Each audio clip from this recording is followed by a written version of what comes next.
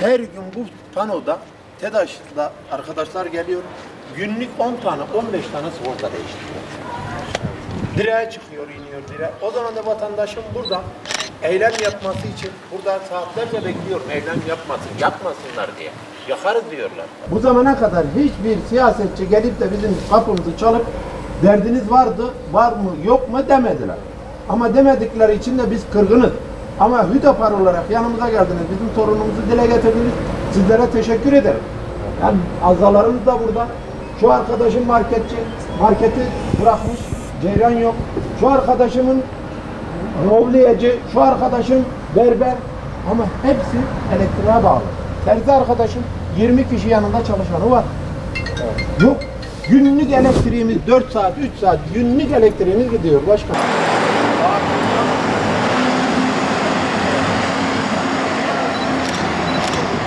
Konuştu. Kadınlar bitti.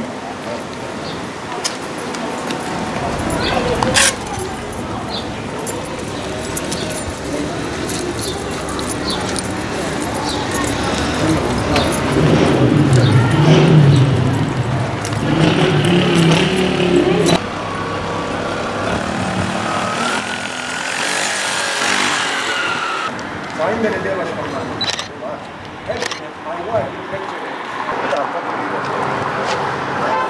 Hüdapar Teşkilatı olarak sadece seçimden seçime değil, biz her zaman halkımızın, vatandaşımızın yanındayız. Dumlupınar Mahallesi Muhtarı Osman Alev muhtarımızı ziyaret ettik ve muhtarımız bize mahallenin çok uzun yıllardır kangren haline gelmiş bir sorunundan bahsetti. Bu mahallemiz 20 bin nüfuslu bir mahalle. Şu an uzun yıllardır elektrik problemi yaşıyorlar. Günlük 3-4 saat bu mahallenin elektriği kesilmekte. Elektrik artık insan hayatının devam edebilmesi için en temel ihtiyaçlardan birisi haline gelmiştir. Hava ve sudan sonra insan hayatını devam ettirebilmesi için en önemli etken şu an elektriktir. Fakat esnaf kardeşlerimizle görüştüğümüzde, onları dinlediğimizde esnaf kardeşlerimiz bize günde 3-4 gün elektrik olmadığı için düzenli iş yapamadıklarını, halkımız, vatandaşımız Sayın Valimizin sıcak hava duyurusu yaptığı şu günlerde serinlemeyi geçtiler. Halk bize diyor ki biz serinlemeyi geçtik. Biz artık gıdalarımızın muhafazası için uğraşıyoruz. Çünkü elektrik olmadığı için evlerde buzdolaplarında gıdaları muhafaza edemediklerini vatandaşlarımız bize gösterdi. Bununla ilgili birçok muhtarımıza video, resim gelmiş fakat muhtarımız bize bu videoları ve resimleri gösterdi. Bu konuda başta Sayın Valimiz olmak üzere tüm yetkilileri Dumlupınar Mahallesi'nin acilen 20 yıl önce yapılan elektrik trafolarının değişmesi için atılması gereken ne gerekiyorsa, hangi adımlar atılması gerekiyorsa o adımları atma ile ilgili başta Sayın Valimiz olmak üzere tüm yetkilileri acilen Dumlupınar Mahallesi'ndeki bu sorunu çözmek için görevle çağırıyoruz, davet ediyoruz. Mahallemizin en büyük sorunu elektrik sorunumuz var. Bütün yetkililere dilekçe verdim. Sayın Vali Yardımcımız, Sayın TEDAŞ Müdürümüz, Sayın Fatma Şahin Bakanımız, Sayın Tahmazoğlu Bakanımız, ilçe başkanlarımız, bütün siyasi partilerin haberi var. Her gün Dumlupınar'da elektriğimiz gidiyor. Daha önce nüfusumuz 500'dü, aynı trafo. Şimdi de 20 bin nüfusumuz var, aynı trafo.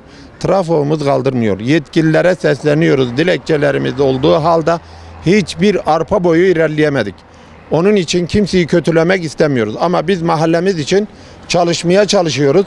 Biz mahallemiz için varız. Bizi de seçmişlerse biz mahallemiz için çalışmak zorundayız. Biz büroya gidip de oturacak halimiz yok. Onun için mahallemizin sesini duyurmak için sayın basını çağırdık. Basınla ses duyurmaya çalışıyoruz. Daha olmazsa eylem yapacağız. Eylemi de TEDAŞ'ın önüne gideceğiz. Halkımız arkamızda. Bizim sorunumuzu çözerlerse herkese teşekkür ederim. Çözmezlerse de biz de yanlarındayız. Teşekkür ederim basının da buraya geldiği için. Mahalle esnafımızın berberler çalışamıyor. Bakkallar çalışamıyor. Marketler çalışamıyor. Evlerimizdeki olan az buçukta olsa dar gelirli insanız. Bir tane tavuk alıyoruz. Devlisi gün tavuğu çöpe atıyoruz. Meyvanın ne kadar pahalı olduğunu biliyorsunuz. 1 kilo meyve alıyoruz. Eskiden 10 kilo, 3 kilo alırdık. Ama şimdi 4 tane meyve alıyoruz. 4 tane meyveyi çöpe atıyoruz. Bunu yetkililer duysun.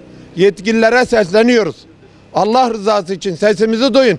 Dumlupınar halkı olarak siyasetçilerin bir tanesi yanımıza gelip de neycisin, ne sorunun var dememiştir. Biz de onun için eyleme karar verdik. 25 yıldır Dumlupınar'da marketçilik yapıyorum. 25 yıldır bu 15 yıla kadar böyle bir sorunumuz yoktu. Elektriğimiz çok güzeldi.